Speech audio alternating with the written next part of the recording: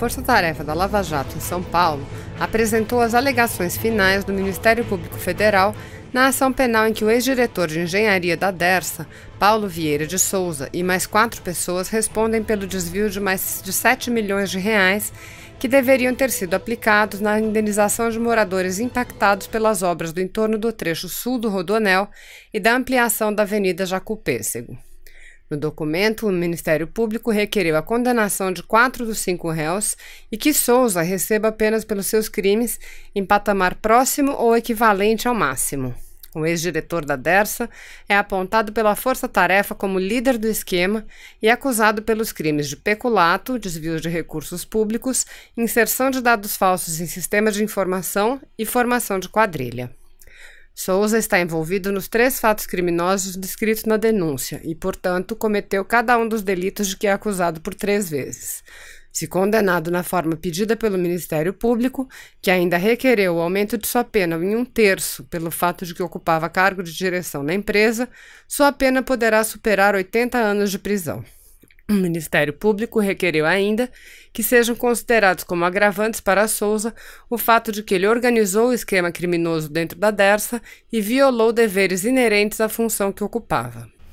Nas alegações finais, o Ministério Público também pediu a condenação de José Geraldo Casas Vilela, ex-chefe do Departamento de Assentamento da Dersa, pelos mesmos 3 fatos e delitos imputados a seu superior, e da psicanalista Tatiana Arana de Souza Cremonini, filha de Souza, por um dos fatos criminosos apontados na denúncia. O Ministério Público Federal pediu a redução em 2/3 da pena da funcionária do setor de assentamentos que participava do esquema e decidiu colaborar com a Justiça.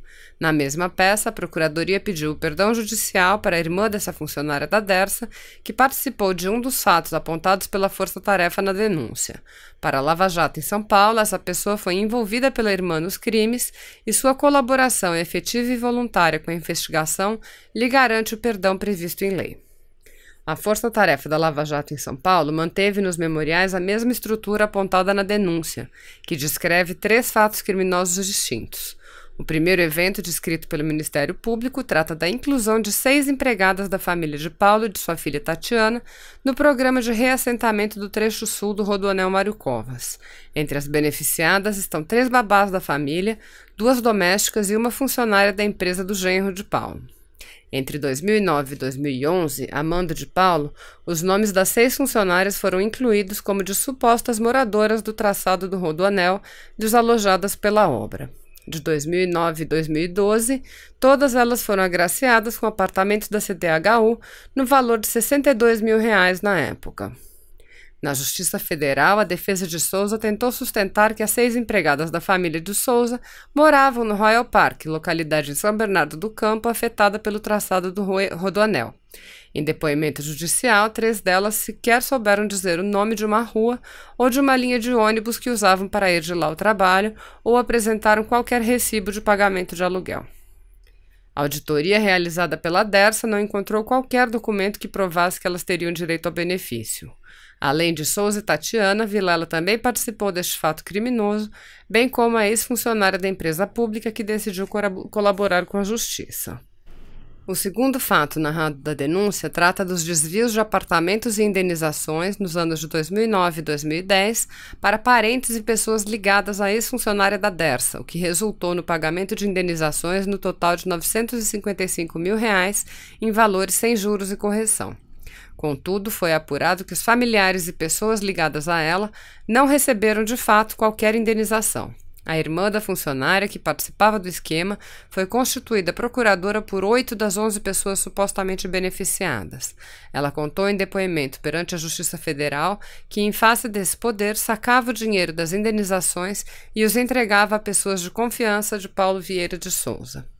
O terceiro e último fato envolve Souza, Vilela e a ex-funcionária que decidiu colaborar com a Justiça. Foram 1.773 pagamentos indevidos de indenizações irregulares para falsos desalojados pelo prolongamento da Avenida Jacú-Pêssego, que foram cadastrados como se fossem moradores das áreas Vila Iracema, Jardim São Francisco e Jardim Oratório, causando um prejuízo de R$ 6,3 milhões em valores da época.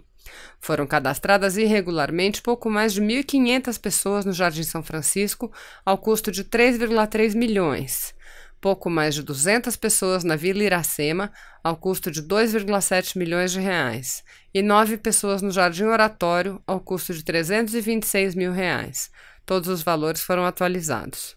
Todos os pagamentos indevidos foram autorizados por Vilela e Paulo Vieira de Souza. As alegações finais do Ministério Público Federal foram entregues à juíza federal da 5ª Vara Federal Criminal de São Paulo, Maria Isabel do Prado, que abriu prazo para as defesas apresentarem seus memoriais. Na mesma vara federal, começarão a ser ouvidas na próxima sexta-feira, a partir das 10 horas, as testemunhas de acusação de uma das ações penais de cartel originada por denúncia da Força Tarefa da Lava Jato em São Paulo. Nessa ação penal, cujos depoimentos começam nesta sexta-feira, são réus Paulo Vieira de Souza, ex-diretor de engenharia da Dersa, e Marcelo Cardinale Branco, que ocupou a presidência da Empresa Municipal de Urbanização de São Paulo e foi secretário municipal de Infraestrutura e Obras entre 2006 e 2010. A denúncia foi formulada originariamente contra 33 pessoas por estabelecerem um cartel formado por várias construtoras com aval de agentes públicos lotados nas empresas Dersa estadual e Emurb municipal e na Secretaria Municipal de Infraestrutura e Obras, entre elas o atual diretor-geral da Agência Nacional de Transportes Terrestres, Mário Rodrigues Júnior, que foi diretor de engenharia na Dersa entre 2003 e 2007. O ex-secretário de Aviação Civil do Ministério dos Transportes, Dario Reis Lopes, que na época dos fatos denunciados foi presidente da Dersa e secretário estadual de Transportes.